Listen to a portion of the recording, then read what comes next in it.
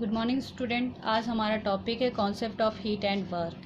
आज हम ऊष्मा और कार्य की अवधारणा के बारे में पढ़ेंगे। पहला है हीट यानी ऊष्मा। इसको थर्मोडायनेमिक्स में स्मॉल क्यू और कभी कभी कैपिटल क्यू द्वारा भी रिप्रेजेंट करते हैं। हीट क्या है? Energy transfer between system and surrounding due to the temperature different between them. जब सिस्टम और सराउंडिंग के टेम्परेचर में डिफरेंस होता है तो हम एनर्जी ट्रांसफ़र द्वारा सिस्टम और सराउंडिंग को बैलेंस करते हैं। जैसे कि हम एग्जांपल द्वारा समझ सकते हैं। हम यह कोई सिस्टम है जिसका टेम्परेचर 100 डिग्री सेंटीग्रेड है और ये सराउंडिंग है जिसका टेम्परेचर 25 डिग्री सेंटीग्रेड है।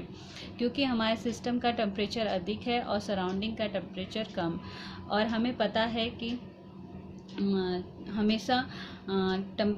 हमेशा हीट का ट्रांसफ़र गर्म वस्तु से ठंडी वस्तु की ओर होता है। तो हमारा सिस्टम क्या करेगा? सराउंडिंग को हीट रिलीज़ करेगा। और कब तक रिलीज़ करेगा? जब तक कि सिस्टम और सराउंडिंग के टेम्परेचर बराबर ना हो जाए, तब तक के ये हीट को रिलीज़ करता रहेगा।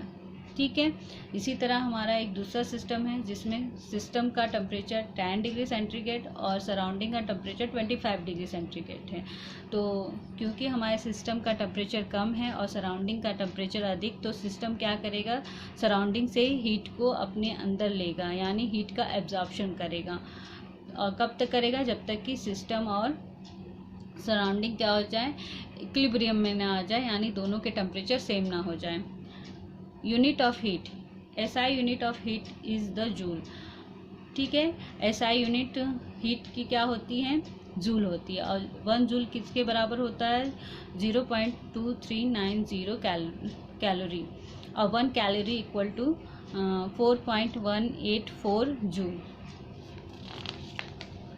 दूसरा है वर्क को थर्मोडायनेमिक में स्मॉल w से रिप्रेजेंट करते हैं।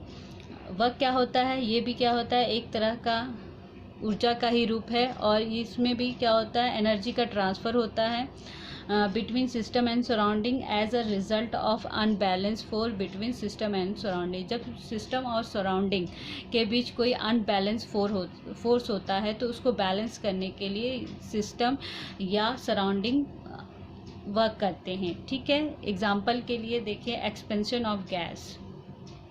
क्यों हम इसमें क्या किए? हमने एक कंटेनर लिया है, उसमें गैस फिल कर दिया, उसमें पिस्टन लगा दिए। क्योंकि गैस का खुद का प्रेशर होता है तो उसको P इंटरनल प्रेशर कहते हैं, और एक सराउंडिंग सिस्टम पे प्रेशर डालता है जिसे P एक्सटर्नल कहते हैं। जब हमारा सिस्टम साम में होता है, इक्विलिब्रियम में होता है, तो P external equal to P internal. ठीक है। लेकिन जब अंदर का प्रेशर अधिक, P internal greater than P external, जब क्या हो, गैस का प्रेशर अधिक होता है एज़ कंपेयर टू सराउंडिंग, तो क्या होगा? तो गैस एक्सपेंड करती है। और कब तक एक्सपेंड करती है? जब तक कि बाहर का प्रेशर और अंदर का प्रेशर क्या हो जाए? इक्वल ना हो जाए। तो इसे तब क्या होता है? एक्सपेंशन होता है। इसी तरह कंप्रेशन ऑफ गैस कब होता है? जब P external greater than P internal. ठीक है। जब एक्सटर्नल फोर्स अधिक होता है एज़ कंपेयर इंटरनल फोर्स, तो हमारा सिस्टम इसको बैलेंस करना चाहता है, और गैस क्या हो जाती है? कंप्रेस्ड हो जाती है। और कब तक कंप्रेस्ड होती है? जब तक कि बाहर का प्रेशर और अंदर का प्रेशर इक्वल ना हो जाए। ठीक है।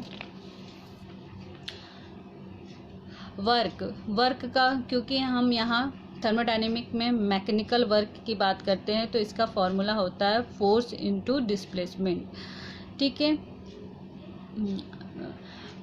फोर्स क्या होता है? फोर्स को हम लोग P एक्सटर्नल इंटू AB लिख सकते हैं। प्रेशर क्या है? प्रेशर क्या होता है? Force apply per unit area, P equal to F/A। तो फोर्स की जगह पे हम लोग P एक्सटर्नल इंटू A, और डिस्प्लेसमेंट यहाँ हम लोग क्योंकि थोड़ा सा डिस्प्लेसमेंट हुआ है इसलिए हम लोग ने DL लिया है। तो हम लोग लिख सकते हैं W equal to P external into DV, क्योंकि A इंटू DL होता है वॉल्यूम। वर्क की unit in CGS system the unit of work is अर्ग।